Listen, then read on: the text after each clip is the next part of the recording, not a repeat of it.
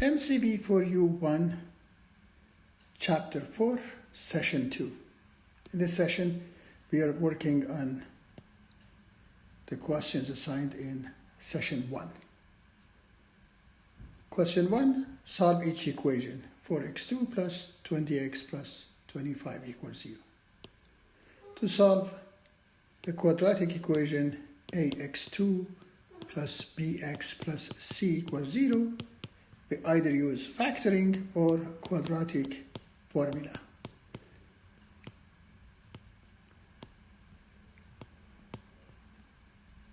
X equals minus b plus minus square root of d divided by 2a. d is discriminant and it is b2 minus 4ac. If b2 minus 4ac is less than 0, the equation has no real root. Part C, we obviously can use quadratic formula, but if we look at 4x2 plus 20x plus 25, we see it is square of 2x plus 5. Therefore, x is negative 5 over 2, and the multiplicity of the root is 2. Part D, y3 plus 4y2 plus y minus 6. In order to solve this equation, we have to factor y3 plus 4y2 plus y minus 2. To factor this, we use factor theorem.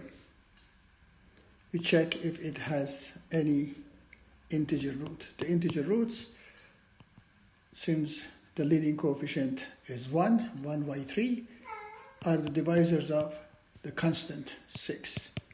Plus minus 1, plus minus 2, plus minus 3, or plus minus 6. If we plug in 1, we get 1 plus 4, 5 plus 1, 6 minus 6, 0. Therefore, y equals 1 is one root of the given equation.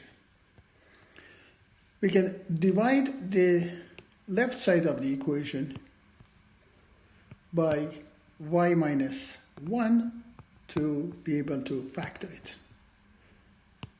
We use synthetic division. 1 times 1 is 1. 1 and 4 is 5. 1 times 5 is 5. 5 and 1 is 6. 1 times 6 is 6. The remainder is 0. And the factored form of the equation is y minus 1 times y2 plus 5y plus 6 equals 0.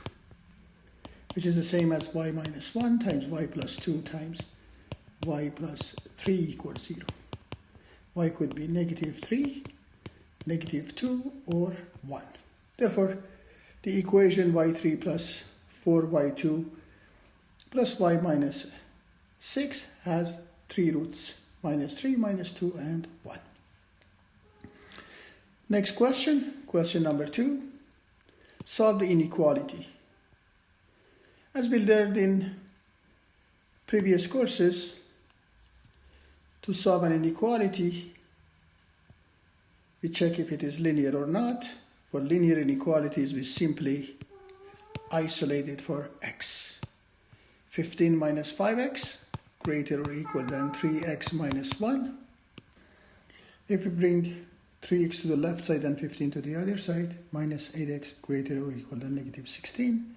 Divide both sides by negative. The direction of the inequality will be reversed and x is smaller or equal than 2. Part C, t2 minus 2t minus 3 less than 0. If we set it to 0, t would be either negative 1 or 3. For t greater than 3, t2 minus 2t minus 3 is positive. Between negative 1 and 3 it is negative, and for t less than negative 1 it is positive. To see if it is positive or negative, we could use a test point. For example, between negative 1 and 3, we could use t equals 0. We are looking for negative. That means the solution set is all real numbers between negative 1 and 3. Next question. Sketch the graph of f of x equals x plus 1 to the power of 2 minus 3. The graph is the same as graph of y equals x2. Shift 1 unit to the left and 3 units down. Part D, it's f of x equals square root of x minus 2. The graph is the graph of y equals root x. Shift 2 units to the right.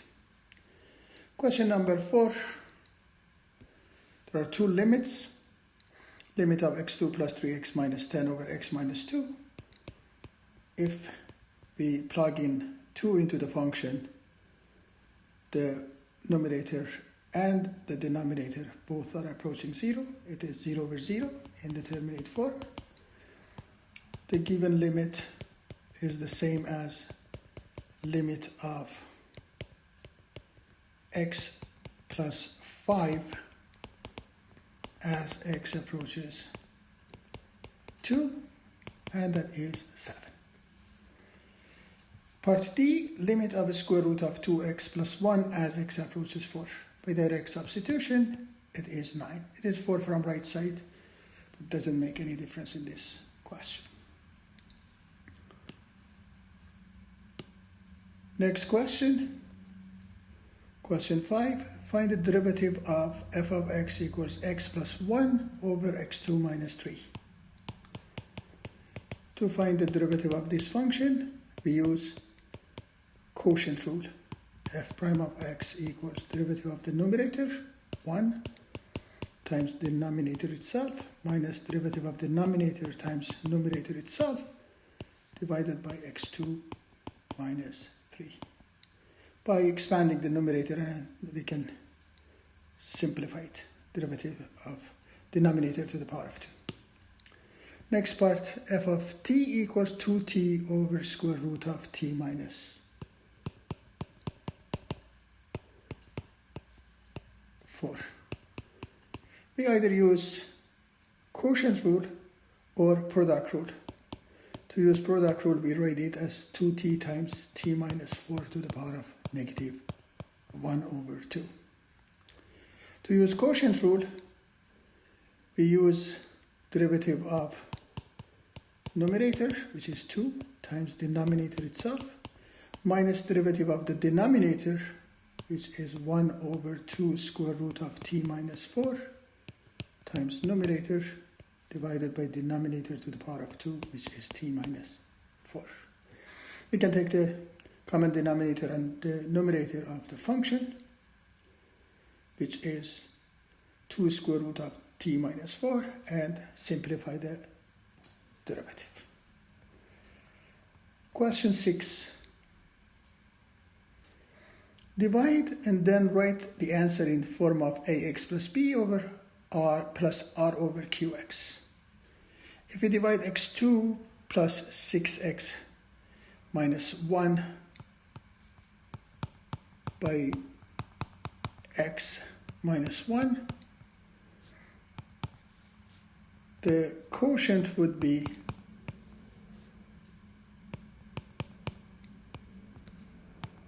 x plus 7, and the remainder would be 6. Therefore, the given expression can be written as x plus 7 plus 6 over x minus 1.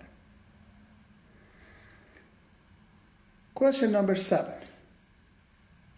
Determine the points where the tangent line is horizontal. Tangent line is horizontal when the derivative of the function is 0. F of x equals x3 plus 0.5x2 minus 2x plus 3. x3 plus 0.5 x2 minus 2x plus 3. we are looking for the points at which the derivative is 0. The slope is 0. 3x2 plus x minus 2 is the derivative. We set it to 0 and solve the equation for x. X is minus 1 plus or minus square root of b squared 1 minus 4ac 24 divided by 2a, which is minus 1 plus 5 divided by 6, 4 over 6, 2 over 3, or minus 1 minus 5 over 6, which is negative 1. So when x is 2 over 3 or negative 1, the tangent line to the graph of the function is horizontal. To find the point, we plug in the numbers into the function and find the y value.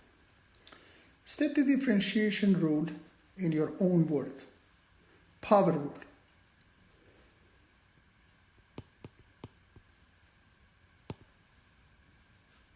To find the derivative of axn, we multiply the exponent by the coefficient. Then we rewrite x to the power of one less than the original power. Constant rule. Derivative of a constant is 0. Product rule. The derivative of product of two functions is derivative of first function times second function itself plus derivative of second function times first function itself. Quotient rule. To find the derivative of a fraction, we find the derivative of numerator and times this derivative by the denominator itself minus derivative of the denominator times numerator itself divided by denominator to the power of 2. Chain rule. To find the derivative of f of g of x, we find the derivative of the outer function, which is f of x, at inner function times derivative of inner function. Power rule for the function. Derivative of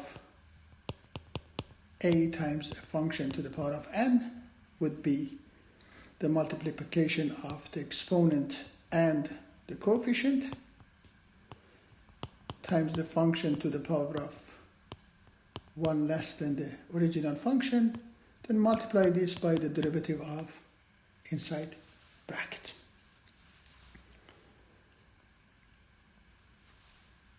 I trust by now we are good to take the derivative of functions. Question number 10. Determine the reciprocal of f of x for each function and then equation of the horizontal asymptote. Part A, the reciprocal is 1 over 2x and the vertical asymptote is x to the power of 0.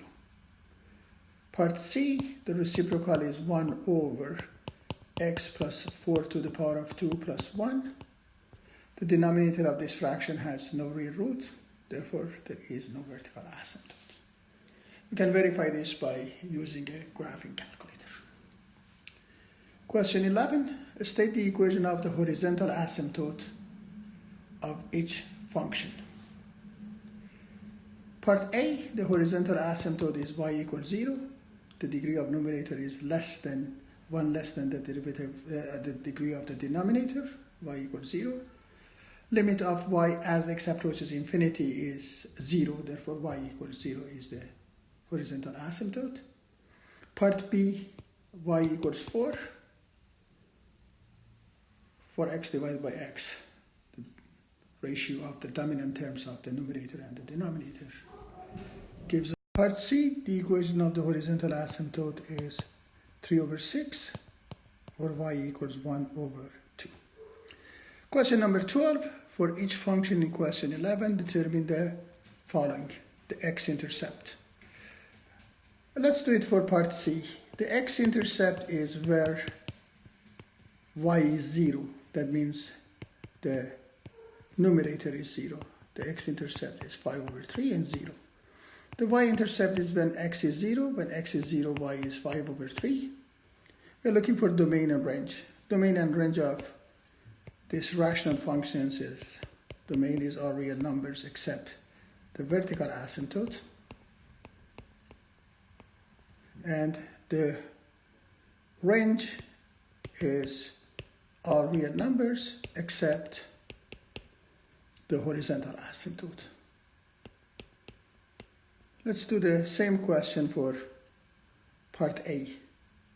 Since the numerator cannot be 0, there is no x-intercept. The y-intercept is 0 and 5. Domain is all real numbers except x equals -1. And range is all real numbers except the horizontal asymptote y equals 0. Thanks for watching.